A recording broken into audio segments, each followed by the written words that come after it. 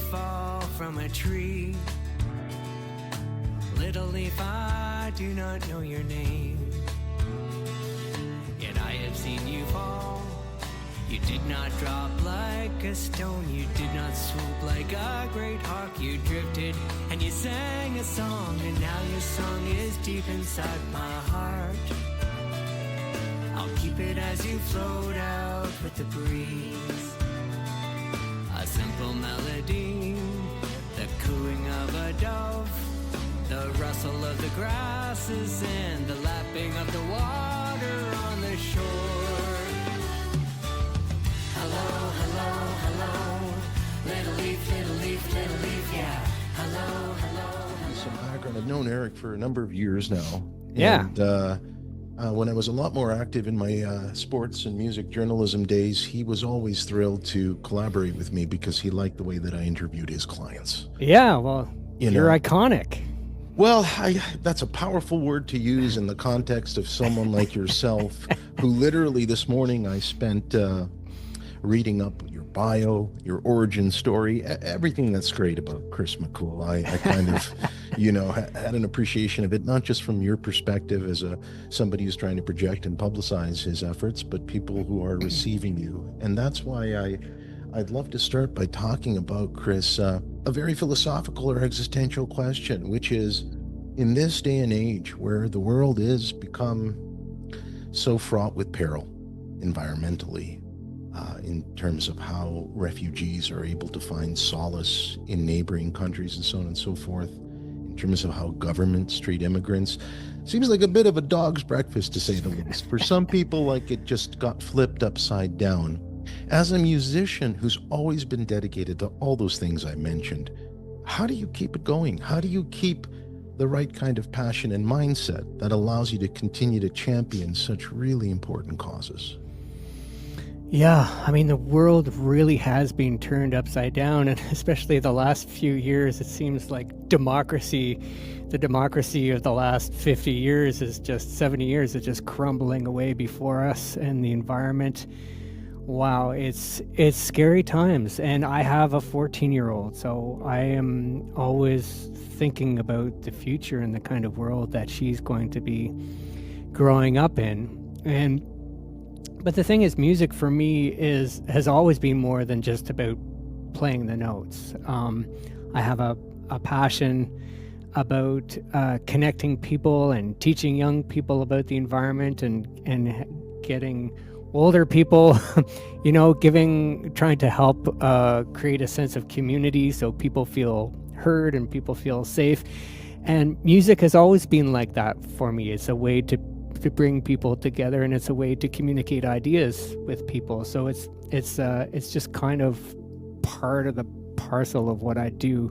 I think that I wouldn't be able to sustain a career in music, as weird as a career in music is these days, without some kind of deeper meaning behind it. So I consider the kind of music we do almost like social work. I'm not a doctor, I'm not a lawyer, I'm not a teacher, but this is a vocation that allows me to share ideas that I care about and start conversations with people and sometimes it's music is kind of that international language, as they say. It's that thin edge of the wedge sometimes that you can get in there in a very safe way. Often people want to discuss things, they want to have conversations, they want to learn about things, but they don't quite know how, and music is just a very fun, non-confrontational way to do it. It really is, and the way you've described it, it's also completely accessible, irrespective of nationality, culture, religion. It seems like when music is introduced into the equation, everything becomes more palatable. Everything becomes more understanding and revealed in its very essence. And as someone who was born in this country and has parents who came from, I believe it was Egypt and Lebanon, respectively, do you get philosophical when you think back of how far you've come, having these audiences show up and realize that you are very much the product of a man and woman who had to come together from very adverse circumstances to give you this chance to grow up and perform music? This really is an incredible country. when I think about it, my mother, she grew up in Cairo. She left when she was 18. She didn't even have a passport. She applied to come to Canada, but she hadn't heard back yet, so she started applying other places. She ended up getting accepted into Switzerland.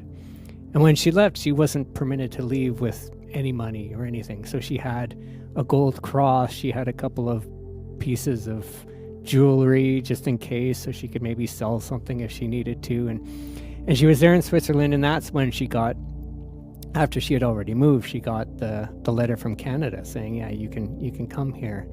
So she came here without a passport. Now imagine trying to do that these days.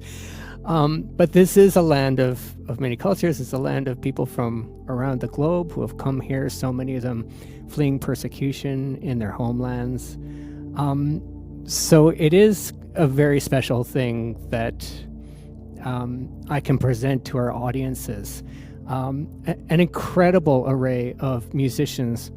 One of the shows that we do, we've got a whole bunch of different concert programs, and that's kind of my, it's kind of like mutual funds, to build a career in music. It's great to have a bunch of different things that you can offer to audiences. We've got the Christmas Caravan, we've got Walking Through the Fire, which is our collaboration with Indigenous artists. We've got a show called The Refuge Project, and it features new immigrants and refugees to Canada. And it's such an incredible opportunity for audiences to hear directly from these artists and break down all those cultural barriers. And sometimes we're crossing Canada, and I think one of my favorite audience reactions of all time, we are in a very, very small farming community in Alberta, maybe like 300 people. And they had never seen anything like us before. And a farmer came up to me afterwards. He was about, 6 feet tall and big hands, and he shook my hand and almost broke it. And he's like, I have no idea what that music was, but I liked it. That's exactly the kind of reaction. I don't care what the hipster on Queen Street says about my music. I care about that guy, because it's showing that we're actually able to break down those barriers and come together as a community. Well, and there's such an inherent joy to it. In all of your performances, I'm very well aware that you, as a JUNO-nominated artist, as someone who's been given a number of accolades in different genres of music, which is so impressive because it shows that your music, by its very nature, is transcendent. You aren't out there to give a definitive folk experience or a definitive classical, acoustic, or flamenco set. You're someone who's willing to take steps into all sorts of corners of the mind to bring people happiness. And that must be so rewarding when you have someone like that come up to you and gush about the fact that they're not even sure what you just did. But whatever you accomplished left a resonant element inside of them. That's got to be awfully flattering as a musician. Yeah, sometimes we're not even sure what we just did. But really, early on, I really dove quite deep into this project, Sultans of String, and I don't have a lot of time for playing with other bands anymore. So for me, it's also a selfishness that I want my life to be really interesting, and I learn so much from the artists that we collaborate with. Like, I learned to be a better Canadian by becoming friends and performing with new Canadians, because I get to see this country in a different way. And I become a better Canadian by collaborating with the tremendous Indigenous artists that we have been able to work with on Walking Through the Fire. Like, from coast to coast to coast, I've learned so much and realized that there's so much more to learn. But it's an opportunity for growth. And I've always thought that's the best thing about being a musician, is that you're never done learning music, right? It's not like, oh, okay, there we go, I'm done. It's always there's always a new style around the corner, a new really groovy musician to meet, another groove to fall into. And that's one of the strengths of this project as well, is that, even the core band, myself, I play violin. We've got Kevin La Liberté on guitar, who's toured around the globe with Jesse Cook, so he's got that rumba flamenco rhythm down pat. We've got Drew Burston on bass, who's performed on really big pop stages with artists like Chantal Kraviazek and Melanie Doan. We've got Saskia Tompkins on nickel harpa, who literally Celtified Come From Away with her husband. They went to her and said, we need to make this sound Celtic. Help us do that. So, we come together with all these different influences and a little bit of my interest in Arabic music and East Coast fiddling and classical music and Django-jazz. We throw it into a big old pot and push puree, and out comes our band. I went down the Chris McKhool rabbit hole of music, and one of the things that I kept noticing you were really finding a way to leave an indelible mark with me on was the music that reminded me of Struns and Farah, the music that reminded me of Paco de Lucia and Al Di Meola. It seems like, as you mentioned, you're not scared to go off into places that aren't necessarily the comfort zone if it means drawing somebody's interest out and making them realize that they're going on what is essentially a musical journey with you. That's right. I think the thing that really brings the show together, even with all these different styles, like we'll play, half a dozen different styles in a show, but what brings it all together is that we do include our audience very much in the experience, because it is about building community. And so we have them doing, sometimes simple call and response or clapping along to the rhythm. And, that can be fun. Like, okay, let's clap on the 2 and the 4 on this one, not the 1 and the 3. I mean, we don't say that literally, but we're always looking for ways to include our audience. Like, hey, let's see if you can clap an Arabic rhythm along with this tune. And, it's something like that is it's simple yet deceptively hard to do because it's just unfamiliar. It's almost like we will rock you, but we've got a different kind of skip in it, like doom doom tack doom tack doom doom tack doom tack. So it's a way of again breaking down those barriers that can sometimes lie between us and making it really fun and participatory at the same time. And then another component of that is when we're on tour, we're often performing in the day at the Performing Arts Center or the festival or whatever. We're performing earlier in the day for young audiences, for families, for children, for schools. And that's a real trip because it's really exciting for them to see their own culture up on stage, to be able to participate in a genuine way and hear from these artists in their own voice. Yeah, it's very rewarding. No doubt. And it's interesting because we live in an era where there's this kind of balance between people who desire nostalgia, and God knows it is being monetized as such, right? What did I hear the other day? Triumph was reuniting for their 50th anniversary tour. Of course, Rush just decided to go back on tour with a new drummer. And, which is awesome. Which is beyond awesome, really. But at the same time, there's a desire for new music and for the kind of music that hasn't been heard before. When I think of the last few interviews I've done, I had the pleasure of interviewing Brie Taylor, which is this big Canadian country sensation, while at the same time going back and then interviewing Biff Naked, Beth, who's just phenomenal because of her legacy from the 90s. You've been doing this a pretty long time now. At what point do you start thinking, or do you think about legacy and what all this means to you in the final analysis? It's so funny. We were just having a conversation about that because, the art centers where we end up performing quite a bit, everyone's struggling, especially post-pandemic. Some of the audiences haven't fully bounced back yet. And the shows that actually pay the bills so that those centers can stay open are those note-by-note tribute bands. Like, not even just the legacy bands, but the tribute bands, because the way ticket buying is these days, you can't even get a ticket to a legacy band. So, they use that funding from either the legacy or the tribute bands to pay for the art projects like ours. They're really smart about it. And I was thinking, like, okay, well, maybe we should do a tribute show of our own music. Go figure. But yeah, I mean, 20 years in, we've covered a lot of ground with 10 albums. I think what really keeps us going is that we're still growing. Like, I feel like we haven't even made our best work yet. Like, the thing is, my co-producer and I, John Beetle Bailey, we're both more is more guys, and we're both perfectionists, and we want to do awesome things. So when the two of us get together in a room, it becomes almost like an escalating series of dares. Like, how are we going to make the next project even more impossible and more outlandishly difficult and awesome than the last? Brilliant. So as long as we can keep challenging ourselves.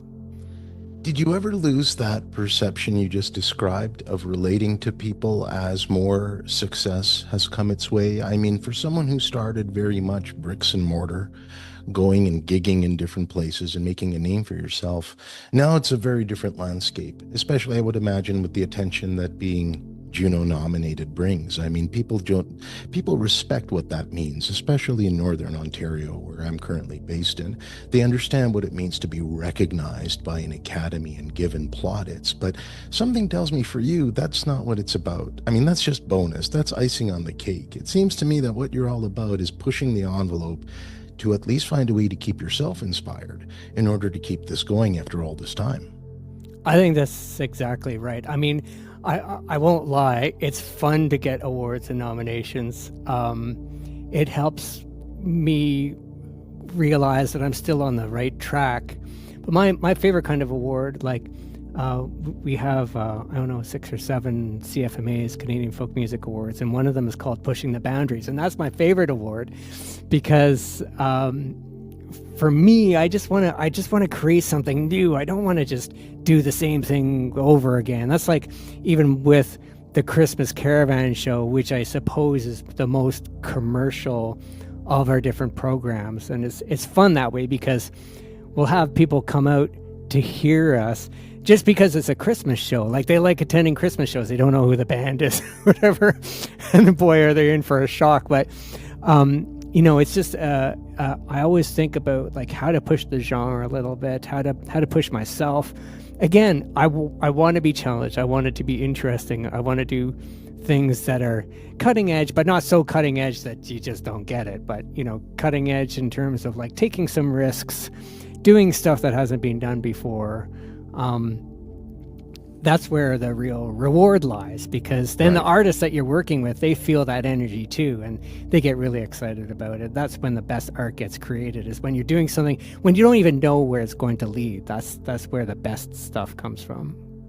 Are you still very much the kind of person that likes throwing himself into a basement rehearsal environment or a studio just to experiment with new things? Do you find yourself sometimes coming across maybe existing music and saying, hey, that really appeals to me because I very much understand where that's coming from?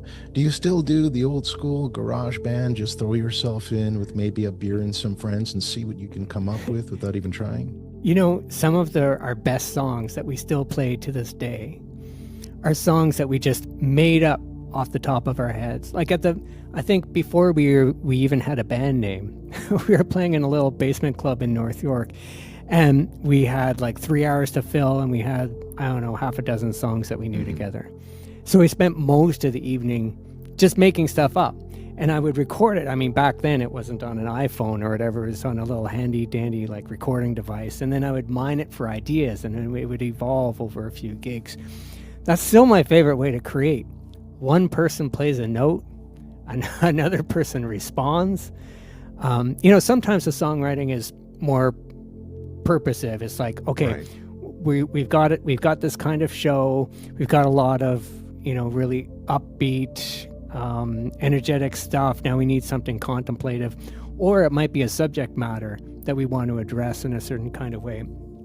But sometimes the funnest thing is exactly as you say, bunch of people in a room, all listening with, their biggest ears and responding to each other. It's kind of like the way that, you would imagine jazz musicians respond to each other. Like, you hear something, you riff off it, you build on it.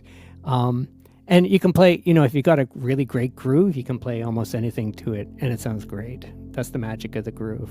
It really is. And then you end up stumbling upon, as you said, revelations, right? Without even realizing, in both a biblical sense or otherwise, there's like this epiphany that, hey, by experimenting with this, it's evolving by its very nature.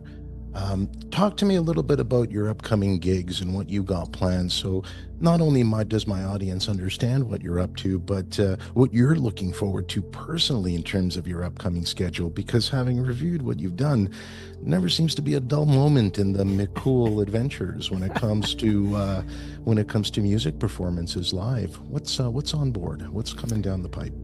Yeah, well, we've got we've got 3 Christmas shows before the end of the season, and those are really fun because we take some of the original Christmas repertoire, but put different kinds of grooves and beats to it: Arabic grooves, rumba, flamenco, Django-jazz. We bring in a lot of singers, artists like legendary artists like Ken Whiteley, singers like Aviva Turnick and Tamara Lana and Christine St. Pierre. Some of your listeners might know these names, maybe they don't, but that's part of the beauty of it, is showing up to a show and hearing someone you've never heard before and getting blown away. In the new year, we've got some shows as a trio and a quartet with Saskia Tompkins, the nickel harpa player. And the nickel harpa is awesome. It's an instrument that seems like it just came right out of Middle Earth. And in fact, years ago, the nickel harpa was almost abandoned in Sweden. And the government realized like they were losing a part of their culture, and it's the best way to export culture is through music. So they set up these like evening sessions where you could come and build your own nickel harpa. And so so there's been a little bit of a resurgence there. And Saskia's nickel harpa is in fact handmade by her husband, Stefan. We've got a screening or 2 of Walking Through the Fire, the visual album. And that's really special because we show the collaborations between us, a non-Indigenous group, and Indigenous artists from coast to coast to coast, First Nations, Métis, and Inuit artists. They're all tremendous. They've all got really important stories to tell and messages to tell. But again, like we were saying before, it's all in a very easy to digest vehicle of music. But the movie is really powerful because we do get to hear directly from those artists. And we always do the screenings with 1 or 2 of the artists, Indigenous artists from the film, there for a Q&A afterwards. And again, it provides that access for people to learn more about the true Indigenous experience in this country of we realize all the lies we've been told over the past generations and the true experience of the residential school experience in this country. And then I'm going on tour in Northern Ontario with my children's concert and new album called Little Leaf. And that's really a blast. Like, it's 30 years now, my 30th anniversary as a performer for young audiences, family audiences. Now that's an audience that you know where you're standing. If they're digging it, you know they're really digging it. And if they're not digging a song, you know that too, and you never play it again. But it's really fun because we get kids up on stage playing percussion instruments from around the world.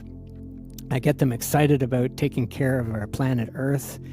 I always think, like, people say all the time, oh yeah, children, they're the audiences of tomorrow. But no, they're audiences right now, and they need great art, just like we do, to make sense of the world. And it's also a really great way of impressing on them just the beauty and miracle of this world we live in. And I figure, it's better than teaching them, oh, you must take care of the planet. No, just allow them to discover and fall in love with the plants and animals and gardening and tree planting and taking care of our earth and the rivers and the lakes and the seas. And, that love for the environment is what's going to compel them to try and protect it as they grow older.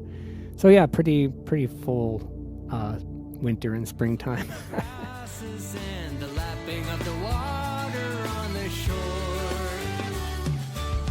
Hello, hello, hello. Little leaf, little leaf, little leaf, yeah. Hello, hello, hello. Your song is in my heart.